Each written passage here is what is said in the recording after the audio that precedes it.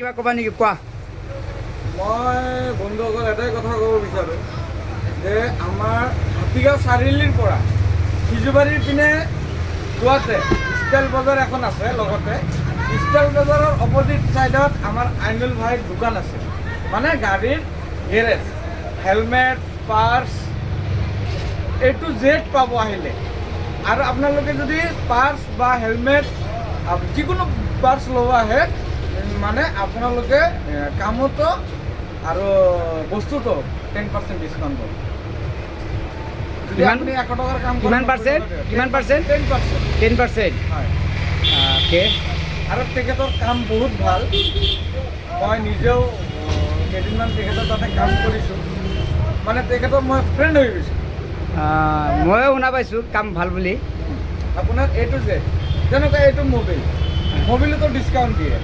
যিকোনো বস্তুতে দাদা তাতে ডিছকাউণ্ট পাব।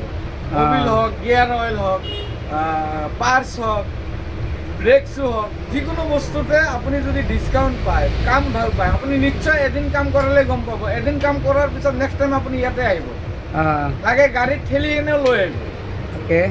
আৰু দাদাৰ তাতে এনেকুৱা ছাৰ্ভিচ আছে, আপুনি চাব সিজুবাৰী চাৰিআলিত যায় গাড়ীখন আপোনাৰ বেয়া হৈ আছে, দাদাৰ তাতে আহিলে, আহি কেনে ক'লে মোৰ গাড়ীখন বেয়া হৈছে, মই আনিব পৰা নাই, দাদাই দোকানৰ পৰা মিস্ত্ৰী পঠাই দিব, যাই কেনে গাড়ীখন লৈ আহিব, লৈ আহি কেনে ঠিক কৰাই দিব। তাৰ বিনিময়ত তেখেতৰ যোনটো প্ৰাইচ